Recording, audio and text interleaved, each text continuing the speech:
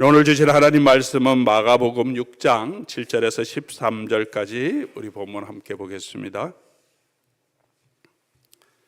신약 성경 두 번째 책입니다. 마가복음 6장, 제 성경으로는 62페이지입니다.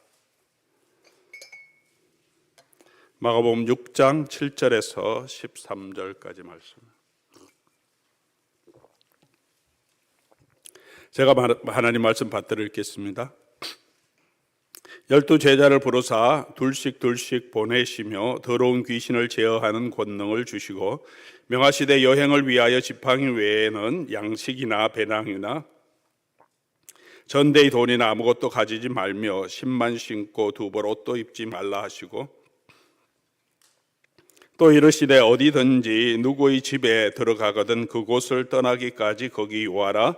어느 곳에서든지 너희를 영접하지 아니하고 너희 말을 듣지도 아니하거든 거기서 나갈 때에 발 아래 먼지를 떨어버려 그들에게 증거를 삼으라 하시니 제자들이 나가서 회개하고 전파하고 많은 귀신을 쫓아내며 많은 병자에게 기름을 발라 고치더라. 아멘. 우리 다시 여러분 만나게 돼서 반갑습니다. 물론 한 주간 우리 선교에 다녀왔지만 또 토요일 새벽에도 뵀지만 그래도 함께 또 우리 몸된 교회에 와서 또 함께 예배하는 기쁨을 주셔서 감사드립니다. 이번엔 KC와 ET팀이 한 팀으로 정말 조화롭게 참 잘 사역했고 우리 함께했던 우리 권사님들, 집사님들도 너무 우리 KC들, EC 멤버들 사랑해 주시고 EC 멤버들도 우리 권사님들 사랑 또 집사님들 사랑을 많이 받아서 정말 가족 같은 그런 마음으로 함께 섬겼습니다. 이번에는 어린이 사역을 우리 EC 팀들이 잘 준비해서 VBS 사역 또 학교 사역들을 너무 잘 인도해 주셔서 우리 한방팀은 또 한방대로 정말 네 분이 팀을 이루어서 잘 사역해 주셨습니다. 다른 우리 식사로 준비하신 풍성한 음식으로 준비해 주시고 음식을 또 만들 뿐만 아니라 사역팀에 가서는 또 각자 맡은 대로 우리 VBS 팀 또 우리 한방팀들을 잘 섬겨주신 우리 한우팀에게도 감사를 드립니다. 제가 별로 할 일이 없는 그런 아주 좋은 팀이었습니다. 선교사님이 붕어빵 기계 또 뻥튀기 기계 그리고 솜사탕 기계에 있어서 우리 남자 집사님들에게 맡기려고 했더니 다들 바빠서 그래서 제가 해야 되겠다. 그래서 저는 그냥 뻥튀기 튀기다가 그리고 붕어빵 만들다가 왔습니다. 큰일을 했죠. 그래도 얻은 소득은 이제 붕어빵은 전문가적인 수준으로 제가 만들 수 있게 됐습니다. 그래서 웬만하게 이 직장이 없으면 붕어빵을 만들어 팔아도 되겠다 할 정도로 탁 돌리면 바로 지금 뻥튀기가 나오네. 붕어빵도 아주 잘 만들었는데 근데 뻥튀기 기계는 좀 힘들더라고요. 저거는 못하겠다 그런 마음이 들었습니다. 온도 예열을 해야 되는데 이 온도계가 없으니까 손으로 감각으로 어느 정도 예열됐는지 알아야 되는데 예열이 충분히 안 되니까 처음에는 한 두 번은 튀겨도 많이 안 나오고 두 번 이후에는 이제 예열이 되니까 많이 나오니까 조금 더 예열해야 되는데 그거 알 수가 없지 않습니까? 처음 하는 사람 손으로 만져보고 알아야 된다고요. 되어서 뜨거우면 그러면 이제 시작한다 그랬는데 이게 어느 정도 뜨거워야 되는지 모르겠어요.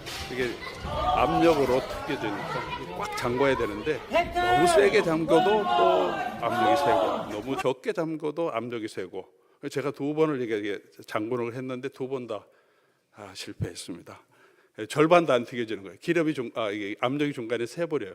제가 또 귀가 안 들리니까 우리 권사님도 선교사님도 새는 소리 난다는데 저는 안 들리니까 그래서 제가 잠궜던 두 번은 완전히 실패해서 절반도 나오지 않았습니다. 뻥튀기를 앉아서 또 계속 뻥튀기 하기 위해서는 돌려야 되는데 계속 이렇게 돌려서 한 15분 정도 돌려야 되는데 돌리면서 또 이렇게 뻥튀기가 다 나오는 것을 보면서 참 이 맛있는 스낵이 되기 위해서는 이 옥수수 알이 고온 고압에 견뎌야 되고 그리고 마지막에 이 뻥튀기 기계를 열면서 터져야 되죠. 터져야 정말 맛있는 아이들이 좋아하는 스낵이 되는데 그냥 남아 있으면 이거는 별로 쓸모 없어요. 그래도 그거 가져가서 옥수수 차 만드는 데 쓴다, 그렇게 얘기하던데 아이들은 먹을 수가 없는 스낵이 됩니다. 맛있는 스낵이 되기 위해서는 자기가 버려지는, 자기가 터지는 그런 일들이 있어야 된다 하면서 많은 것을 생각하게 되었습니다. 인생에도 나름대로 성공한 삶을 살기 위해서는 이런 고난, 압력을 견뎌내야 되죠. 그걸 견뎌내지 못하면 자기 인생도 주변의 인생에도 크게 도움이 되지 않고 때로는 해가 될 수도 있습니다. 자녀들을 잘 세우고 우리의 삶을 잘 영위하기 위해서 이민 와서 우리가 고난도 어려움도 두세 잡 앞뛰면서 잠도 못 자면서 피곤하면서 그렇게 견뎌내면서 우리의 삶을 이루어가지, 그런 걸 하지 않고 힘들다고 자꾸 포기하고 뭐 또 다른 잡하고 이렇게 하다 보면 우리의 삶을 잘 세워갈 수 없습니다. 세상적으로 성공한 사람들, 또 좋은 기업을 이끄는 사람들을 우리가 살펴보면 그들의 인생 이야기를 들으면 언제나 정말 그들이 남다르게 수고하고 남보다 더 노력하고 남보다 더 애쓴 그런 애씀이 있기 때문에 그곳까지 간 거지, 그냥 어쩌다가 자기 마음대로 살았는데 간 사람은 아무도 없습니다. 여러분, 어떤 사람의 전기를 보더라도 그들이 정말 감당했던 그런 나름대로의 열정과 노력과 수고가 있었기 때문에 아름다운 것을 이룰 수 있는 것입니다. 탄소가 금광석이 되기 위해서도 엄청난 고온과 압력을 오랜 세월 동안 견뎌내야 이 탄소가 금광석으로 변합니다.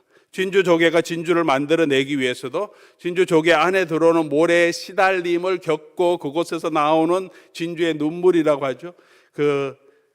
즉 애기 나올 때 그 고통을 견뎌내면서 그것이 엉어리 져서 아름다운 진주가 된다는 것을 우리가 알 수 있습니다. 우리의 구원도 우리가 거저 얻었다라고 하나님의 은혜로 얻어서 너무나 값싼 은혜처럼 생각할 때가 많지만, 우리는 거저 얻었지만 우리가 얻은 이 구원은 하나님께서 당신의 아들을 우리를 위하여 내어주심으로, 그런 희생을 치루심으로 우리를 구원해 주신 것이고, 예수님께서 하나님 영광의 보좌를 버려두시고 사람의 형체를 입고 이 땅에 오시면서 이 땅에서 모든 고난을 견디시고 십자가의 고난과 죽음을 견뎌내심으로 자기를 우리를 위해서 아낌없이 내어주심으로 저와 여러분을 하나님의 사람으로 영원한 생명을 우리에게 허락해 주신 것입니다. 그렇기 때문에 이 구원이 놀라운 것이죠. 그냥 공짜로 그냥 길 가다가 준 구원이 아닙니다. 하나님 창조 때부터 인간이 타락한 후에, 그리고 이 구원을 완성하기 위해서 지금도 하나님은 우리를 구원하시기 위해서 하나님께서는 지금도 일하고 계신다라고 말합니다.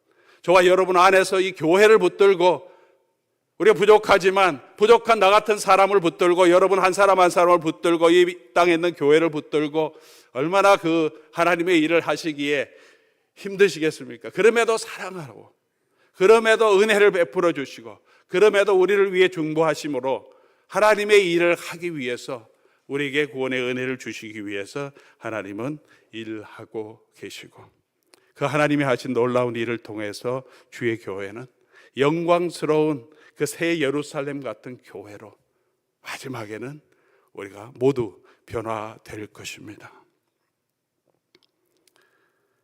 가장 중요한 것은 그런 우리가 수고와 땀과 눈물과 고통을 견뎌낸 이후에 거기에 대한 정말 정당한 보상이 있어야 우리의 삶에 보람이 있습니다.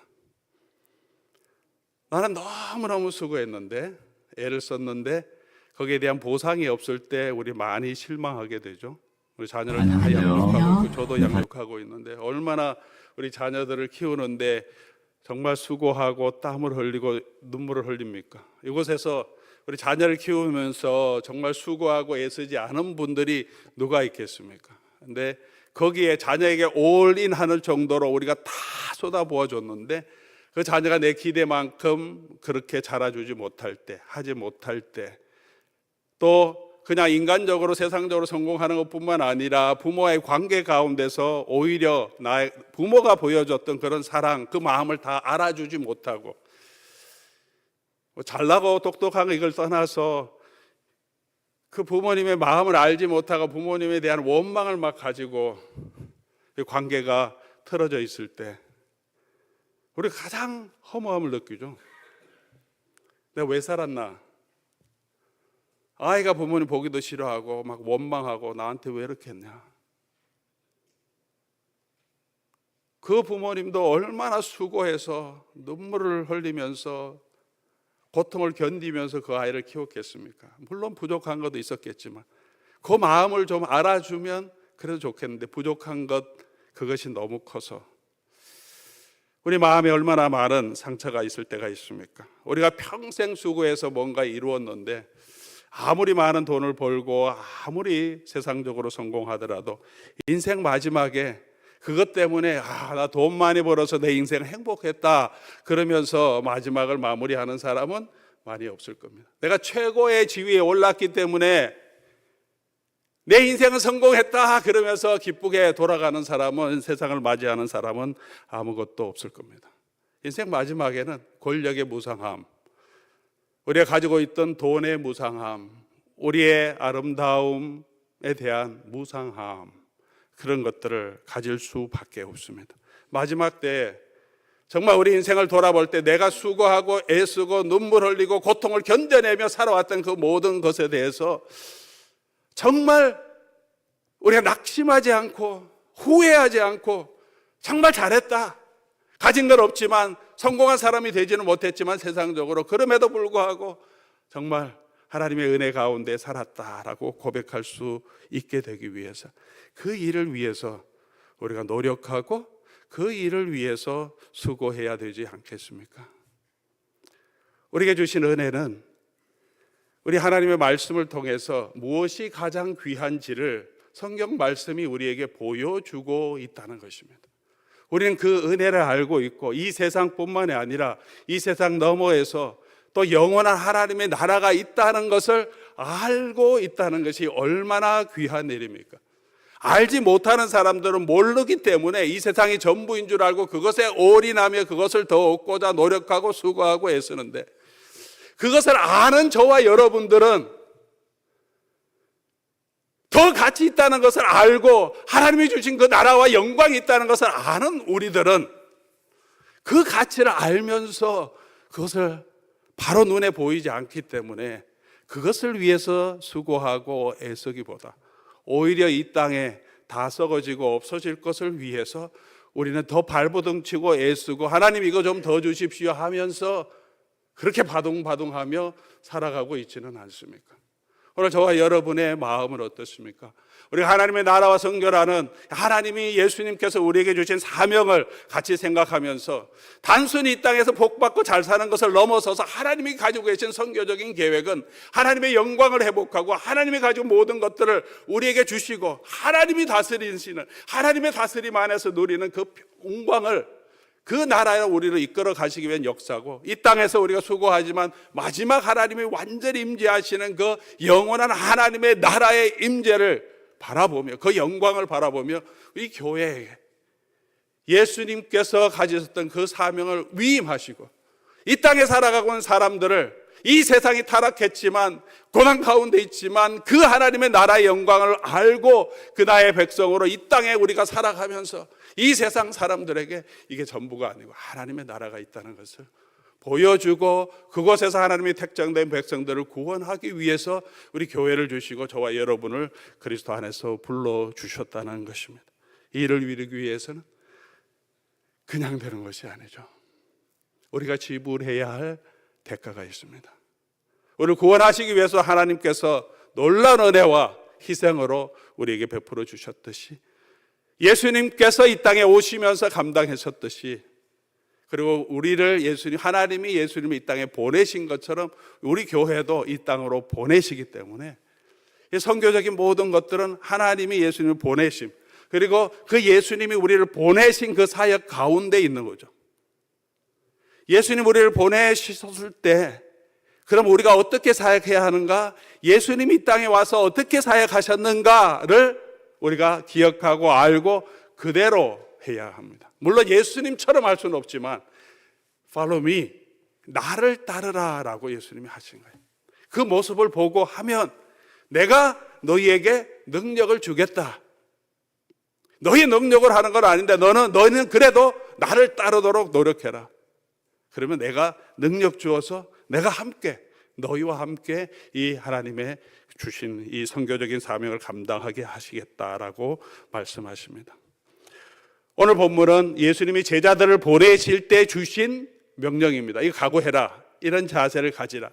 이 12제자에게 주신 말씀뿐만 아니라 이것에 기록된 것은 12제자뿐만 아니라 모든 성도들을 이 땅을 위해서 예수님 보내시잖아요. 너는 세상의 빛과 소금과 빛이 되라. 가실 때 이런 자세를 가지라는 말씀을 하시는 거죠. 누구든지라고 12제자들에게 말씀하시면서 예수님은 항상 누구든지 말씀하죠. 너네도 내가 뽑았지만 너네뿐만 아니라 여러분 함께 있는 수백 명의 사람들 여러분들도 누구든지 나를 따르려고 내 제자가 되기 위해서는 같은 마음으로 해야 합니다 라고 우리에게 말씀하고 계신 것입니다. 우리가 하나님의 선교적인 사명을 감당하기 위해서 해야 할 우리 각오해야 할 우리 자세 견뎌야 할 수고는 무엇입니까? 오늘 본문을 보면 첫 번째로 하나님께서 우리의 모든 필요, 생계에 필요한 것을 공급해 주실 것을 믿어야 합니다. 그렇게 하기 위해서 무엇을 마실까, 무엇을 먹을까 염려하지 않는 믿음이 필요하다고 말씀하십니다. 너희가 여행을 위하여 하나님의 사명을 감당하기 위한 여행이죠. 여행을 위하여 지팡이나 양식이나 배낭이나 전대의 돈이나 아무것도 가지지 말며 신만 신고 두 벌 옷도 입지 말라 하시고 라고 말씀하십니다. 왜 전대나 신이나 두 벌 옷도 챙기지 말라고 하십니까? 걱정하지 말라는 거죠. 걱정하지 말라. 무엇을 마실까? 무엇을 입을까? 걱정하면 주님의 일을 할 수 없다는 것입니다. 가다가 옷이 헤어지면 옷 챙겨야지. 먹을 것 떨어지기 위해서 비상금 챙겨야지. 준비하지 않은 삶을 살아라 이런 말씀이 아니고 예수님이 하시는 말씀의 핵심은 무엇을 먹을까 무엇을 입을까 주의 일을 하는 사람은 그 생계에 얽매이면 안 된다는 거죠. 예수님이 나를 따르라고 하는데 나는 밭 샀으니까 소 샀으니까 그거 일해야 되겠습니다 라고 하는 사람은 하나님의 나라에 합당하지 않다라고 말씀하십니다. 무엇을 먹을까, 무엇을 마실까, 무엇을 입을까 걱정하지 말고 하나님의 나라, 하나님의 의를 무엇보다도 먼저 구하라라고 하십니다. 우리가 주께서 주신 사명을 감당하기 하는데 방해되는 가장 중요한 요소가 먹고 사는 문제에 대한 걱정이죠. 이거는 타락한 후에 우리가 생존이라고 하는 살아남기 위해서, 살아내기 위해서는 수고해야 먹을 수밖에 없기 때문에 본능입니다. 타락한 인간의 본능입니다. 가져도 불안하죠. 먹을 거 있어도 불안한 마음을 가질 수밖에 없고 그래서 더 안전하게 더 많이 채워 놓아야 그래야 그래도 조금은 안전을 또 조금은 마음의 평안을 누리는 것이 우리 사람의 본성이기 때문에 이것을 내리고 걱정하지 않고 주의 일을 위해서 힘쓴다는 것은 정말 어려운 일임을 여러분도 잘 알 겁니다. 대통령 선거에서 이념이 중요하다 그러면서 지금 이념 때문에 막 싸우죠. 진짜 투표할 때 가장 중요한 게 뭐냐? 경제죠, 경제. 이념이 아무리 따지다도 살기 힘들면 금방 바꿉니다. 경제가 안 좋으면 금방 바꿉니다. 지금 정부도 경제 제대로 살지 못하면 중간 선거에 반드시 실패합니다. 그거는 모든 선거에 다 나타나는 거죠. 아무리 많은 사람들이 이념이라도 내가 먹고 살기 힘들면 당장 바꿉니다. 그만큼 먹고 사는 것은 우리의 정말 절실한 욕구라는 거죠. 그런데 얽매여 있으면 하나님 우리에게 맡겨주신 사명, 이 세상에서 빛과 소금이 되는 사명을 제대로 감당하지 못합니다. 직장에서 일할 때도 내가 먹고 살고 내가 승진해야 되는데 목이 막히면 그게 매이면 말씀대로 살아가는 요셉처럼 그렇게 하나님 앞에서 정직하게 살아가는 것을 할 수 없습니다. 요셉이 승진하기 위해서 그게 자기 인생의 목적이었다면 누구 눈치를 봐야 되나? 와이프 눈치를 봐야 되냐? 아니면 보디발의 눈치를 봐야 되나? 눈치 게임을 할 수밖에 없죠. 자기 인생에 성공하는 것으로 갈 수밖에 없어요. 그럼 하나님 앞에 정직하게 살 수 없고 하나님의 함께 하심을 이 땅에 보여줄 수 없습니다. 목사든 선교사든 하나님 부름받은 사람이 먹고 사는 문제에 우리가 걱정하기 시작하면 정말 주의 일을 감당할 수 없습니다. 성도들도 마찬가지일 것입니다. 하나님의 일꾼에게는 이런 믿음의 담대함, 또 이런 믿음의 배짱이 필요합니다. 내가 하나님의 말씀대로 살아가기 위해서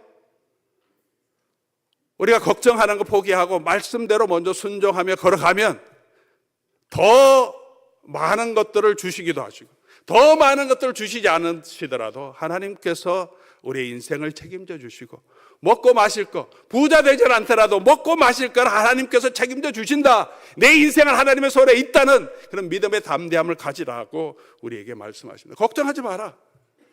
너네가 주의 복음 가지고 갈 때 먹을 거 가는 길에 믿지 않는 사람을 통해서 주시든 믿는 사람을 통해서 주시든 하나님께서 먹을 거는 책임져 주신다. 그거 걱정하지 말고 사명을 가지고 감당하라라고 말씀하고 계신 겁니다. 두 번째로 좋은 조건만 따라가지 말라는 않는 그런 믿음도 필요합니다. 어느 곳을 가든지 너희를 영접하지 아니하고 너희 말을 듣지도 아니하거든. 10절 또 이르시되 어디서든지 누구의 집에 들어가거든 그곳을 떠나기까지 거기 있으라.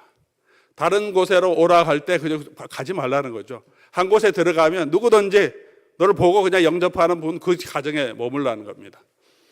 무슨 말입니까? 거기 있다 보니까 다른 곳에서 오라 그래요. 더 못한 곳이면 오라고 하지 않겠죠. 아니 복음 전한 사람이 왔는데 한 집에 들어갔어요. 정말 그 지역에서 가장 유지 집안에 들어가서 그곳에서 잘 대접받고 있습니다. 그럼 가난한 사람들이 우리 집에 와 계십시오 라고 누가 얘기합니까? 거기 너무 좋으니 거기 잘 계십시오 하죠. 거기 너무 누추하니까 우리가 대접하겠습니다. 우리 좋은 집도 있습니다. 우리 집으로 오십시오. 이러니까 이제 그렇게 대접한 내기 그를 따라가지 말라는 영접한 그곳에 그냥 그곳에 있으라 하는 거죠. 더 좋은 대우해 준다고 더 좋은 조건이 있다고 그런 것 따라가다 보면 그것에 얽매인 종이 될 수밖에 없다는 거죠. 직장도 더 좋은 것, 더 좋은 환경, 지금보다 더 나은 환경만 추구하다 보면 그것에 종이 될 수밖에 없다. 그것부터 자유하라는 거죠. 목회자도 사역자도 마찬가지겠죠. 더 좋은 조건이 있다고 물론 사람들이 보기엔 더 좋은 조건이 있겠지만 자기는 사명을 따라가는 사람도 있겠지만 많은 경우에 좀 더 조건이 좋은데 사례도 좋고 환경도 좋고 교회도 조건이 좋은 곳에 더 가기를 원하는 마음들이 목회자인 저희에게도 있다는 것입니다. 그러면 정말 주님의 종이 되지 못할 수가 있습니다. 여러분의 삶은 어떻습니까?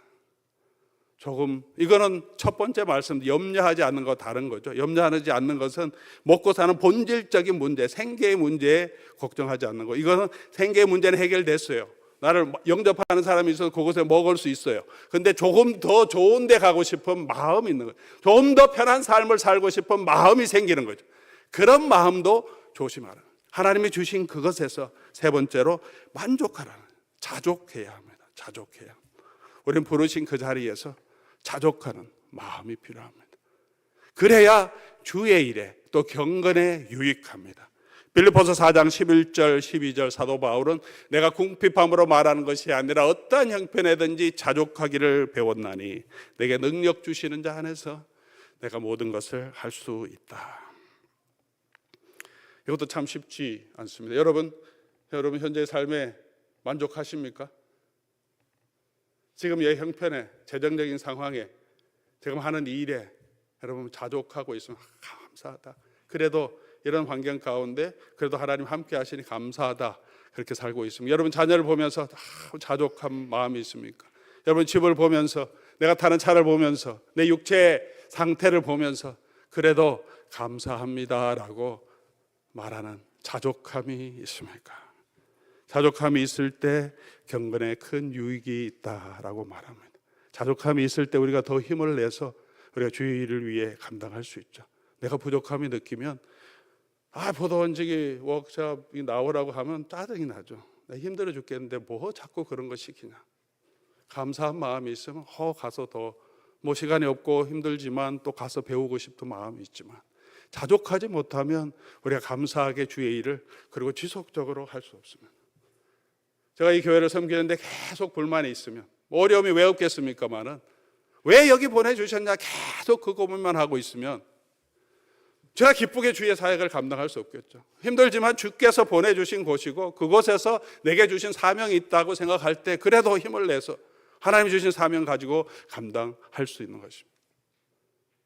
우리 성도님들 너무 감사하다. 우리 장로님들 뭐 부족함이 왜 없겠습니까? 저도 부족한데 그럼에도 불구하고 정말 마음을 다해서 섬기려고 하는 그 마음은 감사하다. 감사하고 자족하는 마음이 있을 때 우리가 주께서 우리에게 맡겨주신 사명을 감당할 수 있습니다. 사도 바울은 고린도후서 12장 7절 10절에 우리가 잘 아는 대로 사탄의 사자 육체의 가시 때문에 너무 고통스러웠습니다. 사람들이 그를 업수히 여긴다고 주의 복음을 위해서 이것을 좀 제거해 주십시오 라고 하나님께 3번이나 간구했다라고 말합니다. 복음을 더 잘 감당하기 위해서죠. 순수한 마음입니다. 신앙적인 마음이에요. 자기가 더 잘 되고 싶은 마음이 전혀 없이 복음을 더 이렇게 하면 더 능력 있게 선포할 수 있겠다. 근데 자기의 약점, 아픔, 고통이 있어요. 이게 없으면 사람들이 정말 복음을 더 잘 받을 수 있을 것인데 라는 마음이 있어서 하나님께 3번이나 간구했는데 하나님 그거 들어주시지 않으셨다. 그러면서 바울이 깨달은 고백은 그러지 않아도 하나님이 주신 은혜가 이미 족하다는 그런 마음을 깨닫습니다. 그 연약함에도 불구하고 하나님은 하나님이 하실 일을 하신다. 네가 더 큰 일 하려고 하지 마라. 그냥 있는 대로 생긴 대로 주어진 환경에서 최선을 다해라. 하나님께서 일하시고 그 사람, 그런 바울을 통해서 하나님께서 성령의 나타남으로 일해 주셨고, 그리고 오히려 더 바울이 아니라 그를 붙들어 사용하시는 하나님의 능력이 우리의 연약함 가운데 더 나타난다. 바울이 그 은혜를 깨달은 거죠.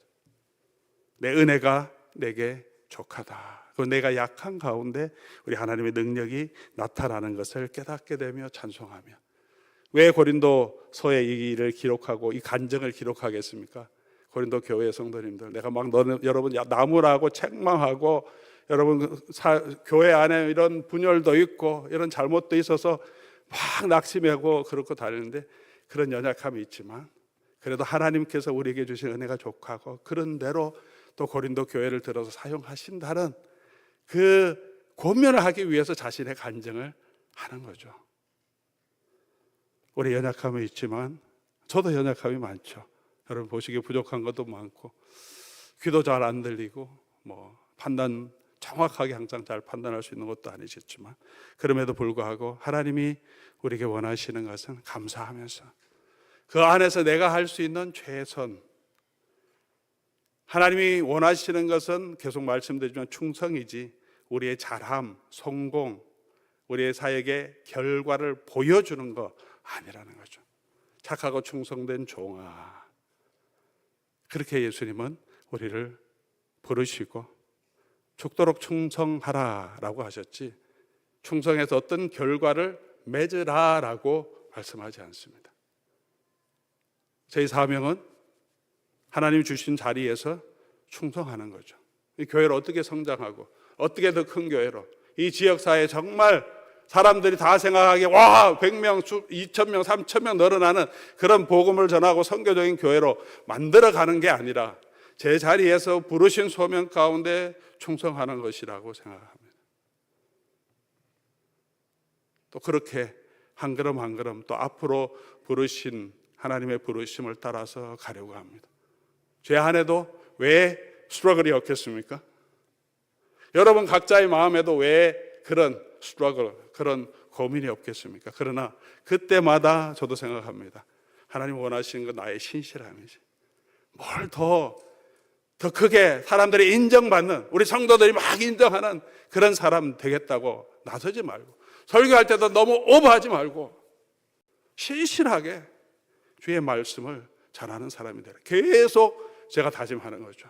흔들리지 않도록. 그런 마음이 저한테 계속 있으니까 우리 각 사람에게도 아마 여러분에게도 있을 겁니다. 계속해서 하나님이 맡기신 것은 충성이다.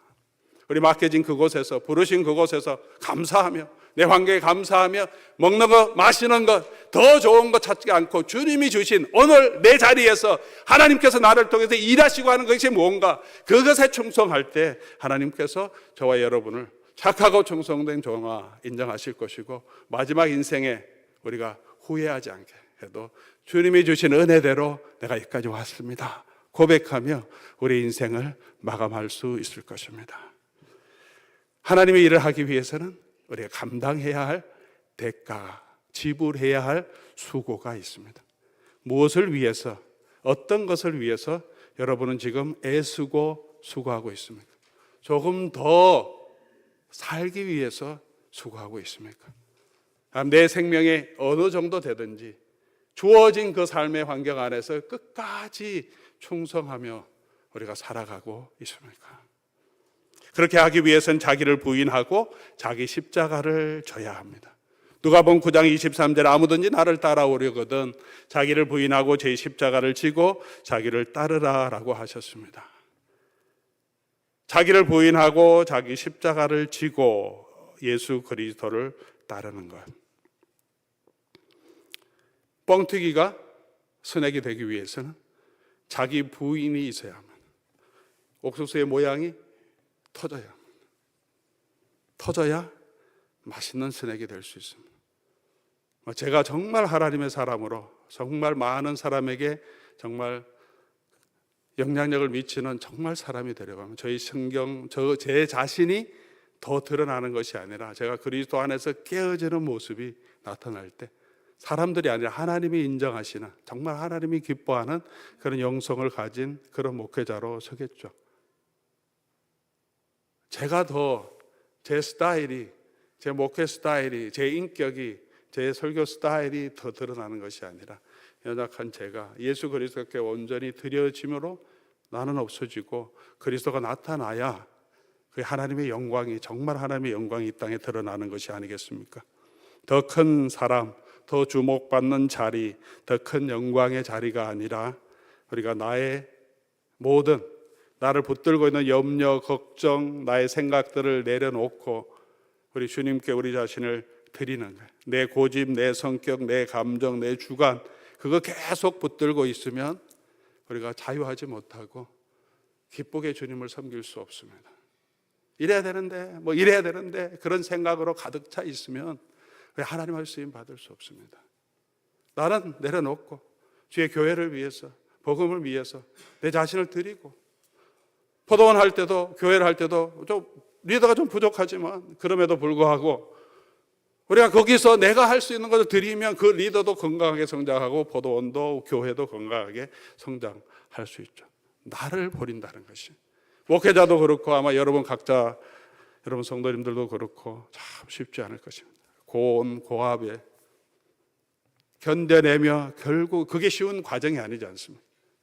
계속 기도하고 힘들지만 버텨내고, 그런 고민이 없이 그냥 갑자기 어떤 한 사람이 제가 하나님의 사람으로 갑자기 되는 것은 아니죠.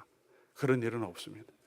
그 과정이 지불해야 되는 대가죠. 또 참고 남들이 뭐라고 하더라도 나를 또 내 성질을 죽이고 또 내려놓고 하나님이 원하시는 무엇인지 붙들고 또 낙심하지 않고 다시 일어나서 또 주의 일을 감당하려고 애쓰는, 주님 바라보고 사람의 평가가 아니라 주님 바라보면서 걸어가는 그런 과정 가운데서 하나님께서 우리를 통해 역사하시는 줄 믿습니다.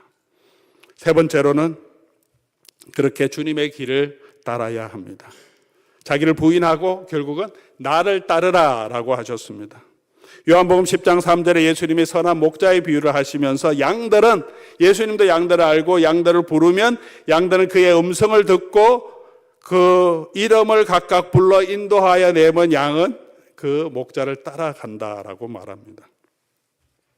우리가 계시록을 묵상했지만 계시록에 있는 14만 4천 명, 시온선에 있는 사람들, 흰 옷 입은 사람들, 어떤 사람인가? 환난을 겪은 사람인데 어린 양이 어디로 인도하든지 그곳을 따라갔던 사람이라고 말합니다. 우리가 지불해야 할 대가는 예수님의 음성을 듣고 예수님을 따라가는 삶을 살아가는 것입니다. 남자가 평생 새 여자 말만 잘 들으면 성공한다는 말이 있습니다. 여러분도 잘 알고 계실 겁니다. 어릴 때는 엄마 말, 결혼해서는 아내 말, 운전할 때는 내비게이션, 우리 아가씨 말 들어야 된다라고 말합니다. 어릴 때 엄마 말도 안 듣고 결혼해서 아내 말도 안 듣고 내비게이션 하지 말라고 하는데 오버스피드입니다. 계속해도 그냥 가는 사람은 삶의 여러 가지 어려움을 지금도 겪고 계실 겁니다. 그러나 더 중요한 것은 우리가 예수님의 음성을 듣느냐, 그 음성을 듣고 순종하느냐 하는 것이 더 중요합니다. 예수님은 고대 근동 지방의 목자들은 우리 서부 미국에 있는 큰 목장의 목장주와 좀 다르죠. 근데 말 타고 막 몰아가죠. 여기 목장들은. 그런데 고대 근동의 목장들은 그렇게 대형 렌치를 하는 것이 아니기 때문에 수백 마리 양이 있어도 목자가 가면 양들이 쭉 따라오죠. 양들이 그냥 따라갑니다. 음성을 듣고 목자가 하는 휘파람 같은 소리가 있어요. 이렇게 부르면 그러면 탁 듣고 따라가요. 오랫동안 목축을 해보든지 이 동물들을 이렇게 사육해 보신 분은 압니다. 오리도 그러고 닭도 그러고 주인이 탁 하는 소리가 듣고 다 따라 움직입니다. 그게 익숙해져 있어서 목자의 소리를 듣고 따라가죠. 예수님이 막 몰아가시는 렌치 주인공이나 카우보이가 아니죠. 왜 나를 안 몰아가십니까? 저도 그렇게 몰아가는 스타일은 아니라서 좀 강하게 좀 몰아가십시오 그렇게 하는데, 그렇게 강하게 교회를 몰아가서 내가 보는 거는 그런 교회가 크게 모이고 성공할 수 있지만 그곳에서 예수 그리스도의 목자상이 나타나는가 하는 데는 저는 본질적으로 의문을 가지고 있습니다. 그런 교회의 모습에서 정말 예수님의 모습, 예수님의 목자상이 나타나는가? 교회는 잘 되고 성공할 수 있고 성도들이야 그죠? 사람들이 그래서 막 몰아가면 다 따라가게 돼 있습니다. 강력한 카리스마가 예수님의 카리스마였는가? 예수님 자기의 희생을 드러내면서 앞서 가시고 따라오라고 하시고 앞서 가십니다. 따라가야 하는 것은 우리의 책임입니다. 여러분, 예수님 목자라면, 예수님의 양이면 양은 그 목자의 음성을 들어야 합니다. 가끔 잘못 가는 분이 있죠. 자기 길로 가는 분. 그 예수님의 목자면 예수님 그것이 사망의 음침한 골짜기라도 찾아가셔서 그를 건져내십니다. 그때도 그 오신 예수님을 만나야 하고 그 예수님의 음성을 들어야 합니다. 사랑하는 성도 여러분, 오늘 우리가 전부 주님의 음성을 듣고 오늘 내 삶에 주님이 부르신 뭔가, 나를 위한 주님의 그 음성은 뭔가, 그 음성을 더 귀를 기울이기 바랍니다.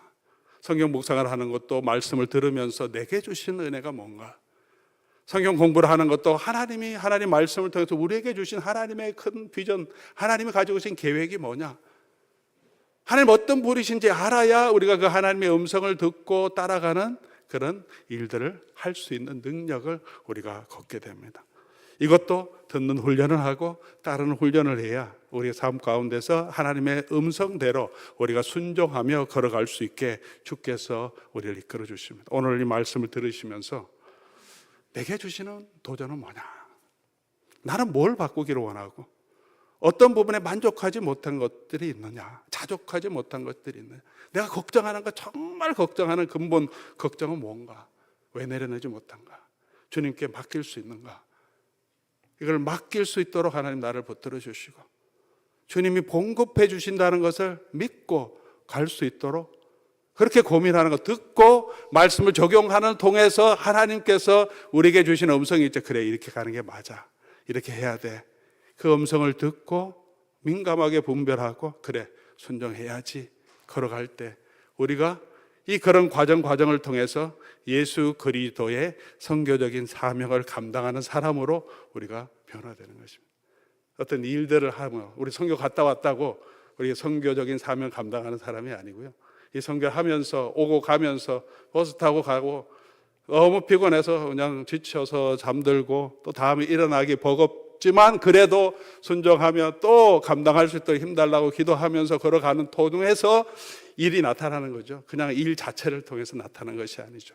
오늘 우리의 삶에 주시는 여러 가지 부르심에 합당한 대가, 그래야 대가를 지불해야 우리가 아름다운 하나님의 신실한 일꾼과 교회 또 성도가 될 수 있음을 믿고 주님의 부르심에 순종하는 저와 여러분 될 수 있기를 주의 이름으로 간절히 소원합니다. 오늘